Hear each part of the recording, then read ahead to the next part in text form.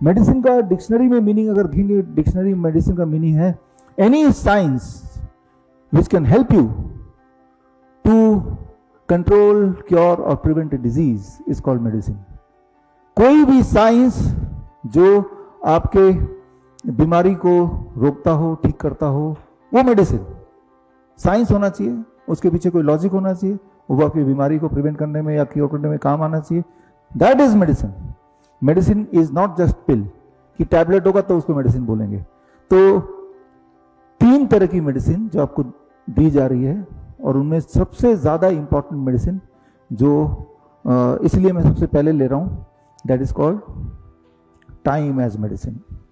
ये सबसे बड़ा, सबसे जरूरी मेडिसिन है, जो किताब भी आपके हाथ में है, ये the circadian doctor, time as medicine.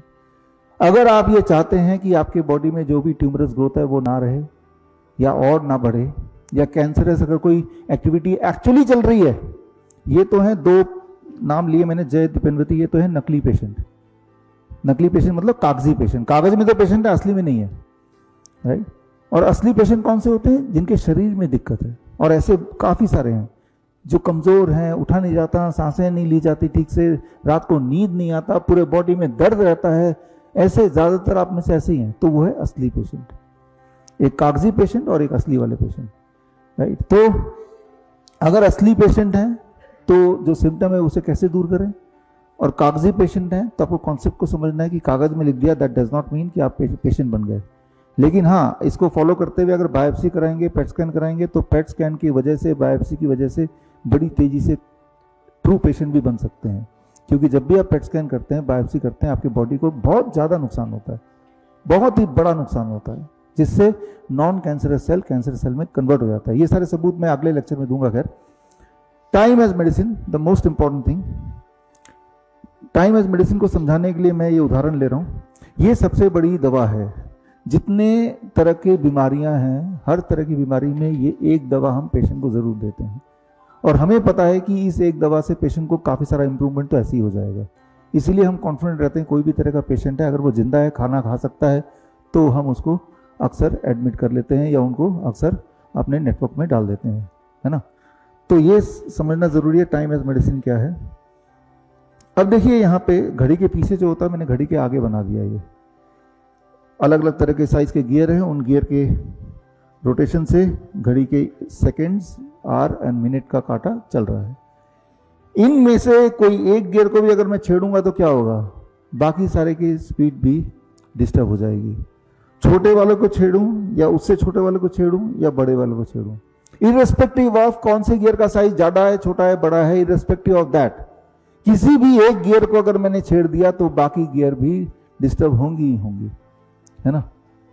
फिर क्लॉक का जो रिजल्ट है, जो क्लॉक टाइम दिखाएगा, वो गलत ही दिखाएगा।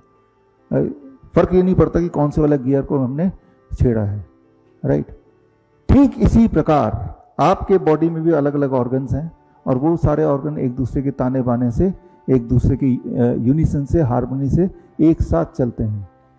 उनमें से एक को भी आप डिस्टर्ब करेंगे तो बाकी भी डिस्टर्ब हो जाएगा। बायोप्सी से, पेट स्कैन से, एंजियोग्राफी से हम एक को डिस्टर्ब करते हैं, बाकी सब डिस्टर्ब होते हैं। That is called circadian clock of the human body. Circadian clock of the human body disturb होने के कई सारे तरीके हैं, उन पे हम बात करेंगे। लेकिन उससे पहले ठीक करने का तरीका क्या करें कि हमारे ऑर्गन के बीच का जो हार्मनी उसे ठीक कर लें। अगर ये हमने कर दिया तो कुछ और नहीं भी करेंगे तो भी आपका ब्लड शुगर 1 हफ्ते के अंदर नीचे आ जाएगा, ब्लड प्रेशर 1 हफ्ते के अंदर नीचे आ जाएगा, दवाई छूटने लगेगी, 10 दिन 15 दिन में पेन गायब होने लगेगा, 1 महीने में 5 kg वेट बढ़ जाएगा। जिनका वेट घटा है, जिनका वेट बढ़ा हुआ है उनका घटेगा, जिनका घटा है उनका बढ़ेगा, राइट। तो that is called time as medicine. For example आप समझिए, यहाँ पे ऑर्केस्ट्रा के कई सारे म्यूजिकल इंस्ट्रूमेंट्स हैं, एक पियानो रखा है, एक तबला रखा है, एक बांसुरी रखा है। सब लोग जब बजाते हैं आपको जो सुनाई देता है दैट इज कॉल्ड म्यूजिक। अब उनमें से एक तबले वाले को मैं छेड़ देता हूं, डिस्टर्ब कर देता हूं, वो डिस्टर्ब हो जाता है। उसके एक के डिस्टर्ब होने से बाकी भी डिस्टर्ब होंगे। अब भी वो बजा रहे हैं लेकिन उनमें आपस में कोई तालमेल नहीं है। अब जो सुनाई देगा आपको that is called noise. Noise में भी ये सब बजा रहे हैं, म्यूजिक में भी ये सब बजा रहे हैं, बस एक में तालमेल नहीं है। ठीक उसी प्रकार when the harmony between the organ is not there, which is called the circadian clock of the body, our life become noise, हमारी जिंदगी नॉइज बन जाती, बीमारी इसी को कहते हैं, राइट। ठीक उसी तरह से हार्मनी वापस आ जाए तो बीमारी ठीक होने लगती है। तो इसमें करना क्या होगा, सबसे मुख्य बात यह है क्या करना होगा। समझाने के लिए एक छोटा सा एग्जाम्पल लेता हूं।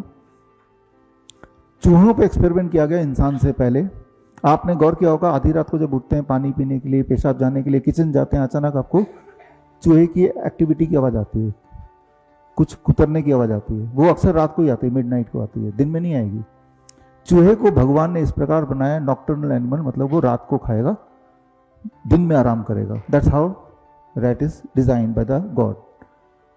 तो रैट का जो बॉडी क्लॉक है वो रात को खाने के लिए बना है, इसलिए rat are active in the night. अब 100 चूहे ले लिए गए, 50 चूहे का एक ग्रुप ए, 50 चूहे का ग्रुप बी। 50 चूहे जो ग्रुप ए वाले हैं उनको तो रात को खाना दिया गया और सुबह तक अगर कुछ खाना रह जाता उसे हटा दिया गया, ताकि सुबह से लेके शाम ढलने के बाद तक कुछ ना उनको भोजन मिले। उनका जो रूटीन में जो खाना है वो रात को ही मिलता था, जैसा कि होना चाहिए।